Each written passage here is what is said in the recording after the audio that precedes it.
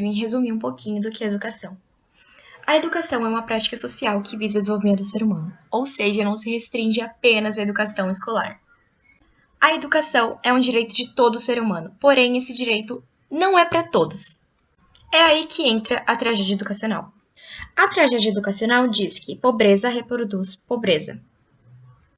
Exemplo, a família é pobre, mora numa casa onde não tem saneamento básico, e o ambiente facilita a transmissão de doenças.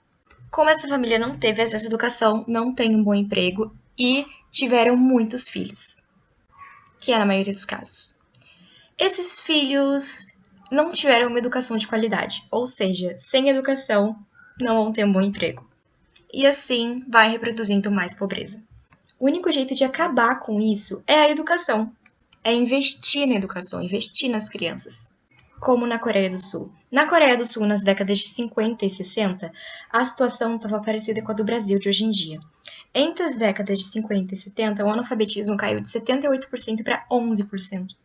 Bom, agora outro assunto, a educação tecnológica. Nesse tempo de pandemia, vimos que a tecnologia foi um grande aliado para a nossa educação, que foi o EAD, ensino à distância. Ou seja, vimos quão importante a tecnologia é na nossa educação. Agora, imagine um lugar onde as pessoas não têm esse tipo de tecnologia acessível. Que a gente não precise ir tão longe. Aqui no Brasil mesmo, em locais mais afastados. Algumas crianças ficaram 2 anos sem estudar. Agora podemos ver quão importante a tecnologia é para a educação. E lembrem-se, a educação é a resposta de tudo. Oi, gente! Meu nome é Ana Clara e eu vou falar sobre a educação social. Educação social é a ação fundamentada no reconhecimento e defesa dos direitos humanos.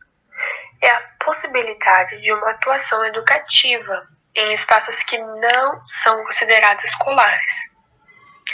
É a prática da área de conhecimento chamada pedagogia social.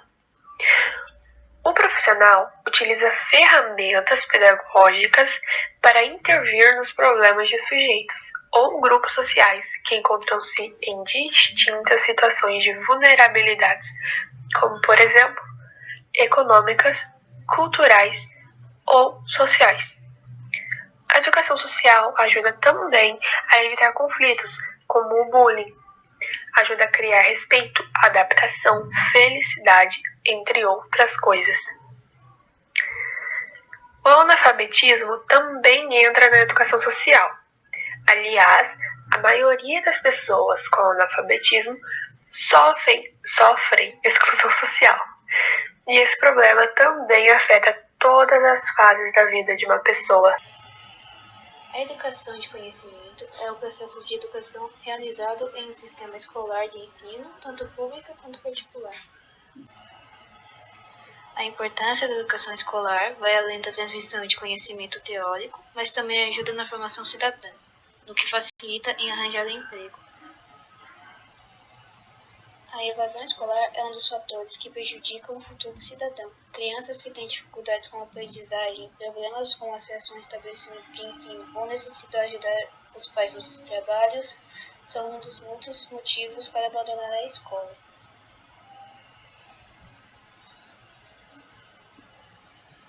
Um dos objetivos da escola é auxiliar o aluno no desenvolvimento de competências socioemocionais, para que aprenda a lidar com conflitos, sentimentos e situações vivenciadas ao longo da vida.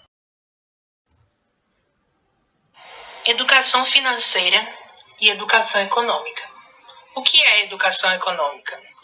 Educação econômica é a ciência social que estuda a produção, distribuição e consumo de bens e serviços. Essa unidade temática favorece o estudo interdisciplinar, envolvendo as dimensões culturais, sociais, psicológicas e políticas, além da econômica, sobre as questões do consumo, trabalho e dinheiro.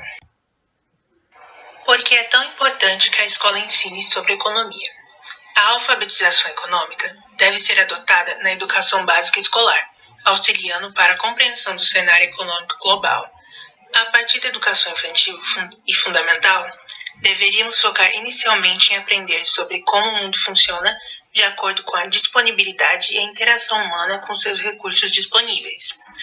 No ensino médio, Já com uma boa e robusta visão formada sobre como funciona a economia e qual é o impacto dela nas nossas vidas, estaríamos na etapa da educação financeira.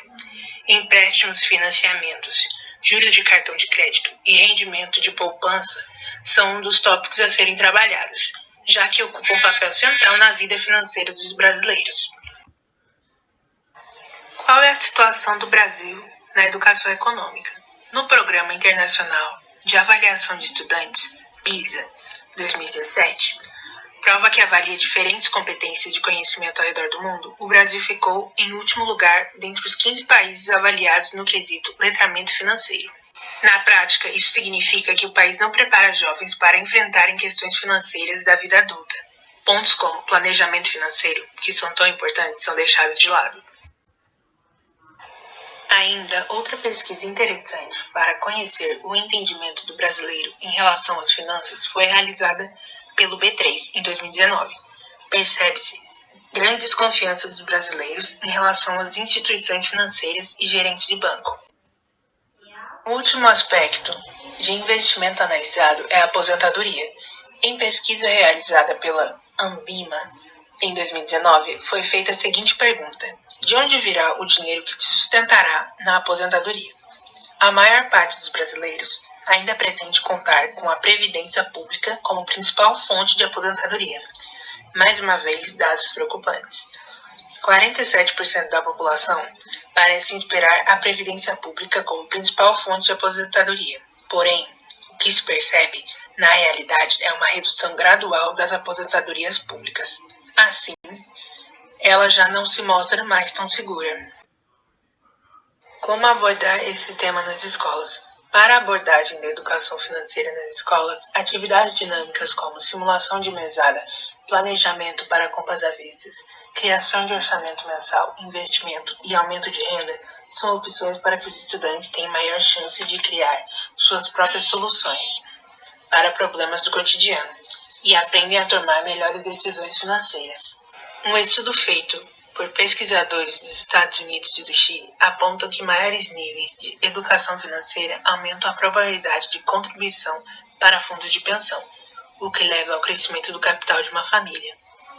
No Brasil, o levantamento da ANEF, feito com base no programa Estratégia Nacional de Educação Financeira, indica uma melhoria no comportamento de poupança entre os estudantes que têm acesso à educação financeira. E essa melhoria é ainda maior no primeiro ciclo do ensino fundamental, 1º ao 5º ano. Enquanto as escolas não oferecem esses conhecimentos, uma alternativa é aprender de modo autônomo. Cursos online, vídeos e livros são algumas das opções para se preparar e sobreviver em um mercado competitivo.